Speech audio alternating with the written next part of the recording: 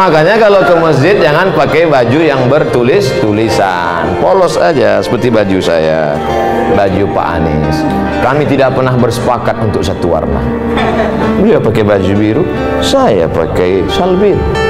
Memang ternyata orang kalau sehati itu memang.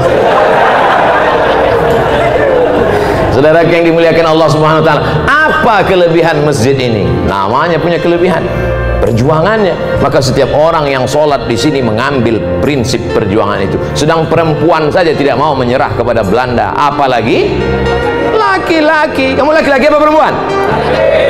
Gitu kalau jawab. Sekarang banyak juga laki-laki ini ketika tanya, kalau laki-laki apa perempuan? Eka sebenarnya perempuan, terjebak di tubuh laki-laki. Kalau ada yang model-model begini, serahkan ke Pak Komjen Pol, serahkan ke Pak Polisi supaya dilatih dia gerak jalan. Memang awal-awalnya dia dilatih dia karate biar bangkit semangat jantan. Suruh dia lari, mungkin larinya, tapi kalau udah diikatkan di situ daging, suruh kejar anjing herder, insya Allah hilang bencongnya.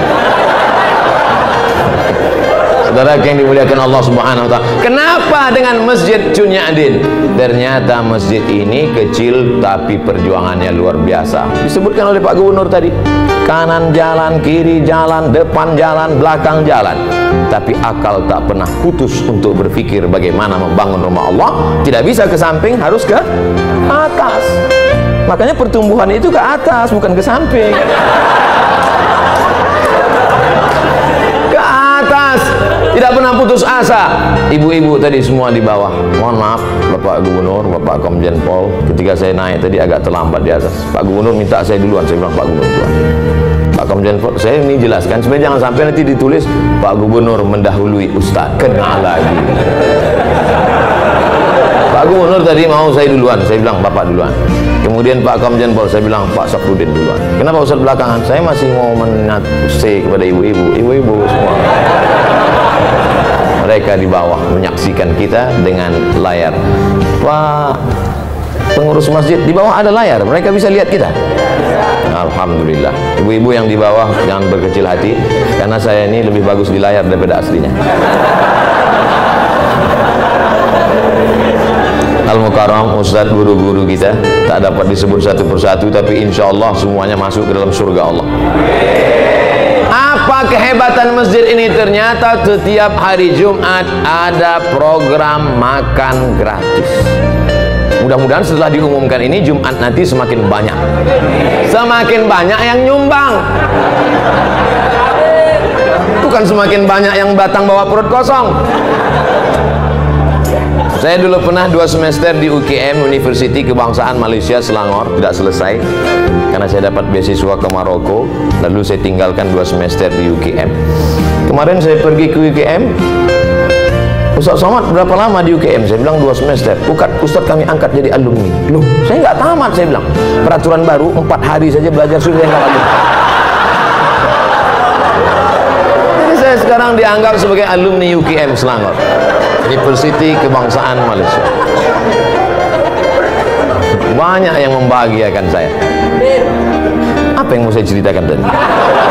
Di masjid UKM itu setiap hari Jumat, dulu waktu kami kuliah, saya paling cepat datang ke masjid. Kenapa? Karena kalau kita datang zuhur jam 12.30 baru azan, jam 12 itu ada semangka, ada pisang. Jadi ternyata memotivasi mahasiswa yang memang sulit uang belanja waktu itu. Awal-awalnya itu pemanis, tapi kata pepatah orang Melayu, Allah bisa karena biasa. Pancingan anak-anak muda, mungkin awalnya dia niatnya tidak untuk sholat Jumat. Mau datang kemari kenapa? Lapar mau makan siang. Itulah makna dakwah. Coba lihat bahasa Arab. Da'a ya'du'u da'watan. Dakwah artinya ad-da'watu ila ta'am, mengajak makan. Asal muasal kata dakwah itu ngajak makan.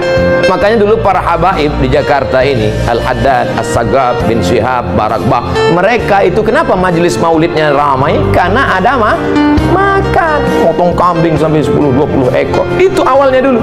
Kiai-kiai di Jawa itu tanam padi luas, maka kalau santri-santri datang dikasih makan.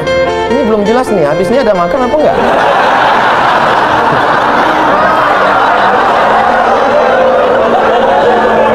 Makanya dakwah itu lembut. Gimana kalau ngundang orang makan? Lembut kan? Ah Bapak, nanti silakan datang ke rumah ya, insya Allah ada makan. Dan setelah sampai ada makanan terhidang, nyuruhnya juga lembut. Silakan makan, lembut kan? Kira-kira ada nggak orang nyuruh makan? Mana ada? Itulah asal muasal dakwah. Jadi dakwah dalam Islam itu, apa kata Nabi? Maukah kamu aku tunjukkan suatu amal, kalau kamu lakukan kamu akan berkasih sayang. Apa dia? Afsyus salam, tebarkan salam, tebarkan salam dengan baik. Saya tadi di masjid ini sedang diajarkan betapa hebatnya Allah Subhanahu wa taala. Ada gubernur, ada DPRD, ada Bapak Komjen Pol, ada polisi, ada tokoh masyarakat.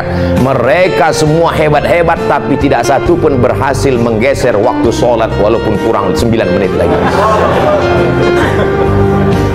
Apa kata pengurus? Menjelang azan maghrib, mari kita bersolawat. Salatullah. Tengok, belum juga. Salamullah, belum juga. Betapa agama tidak bisa diamandemen. Apa maksud Ustaz sebenarnya? Ya salam, nggak bisa diganti.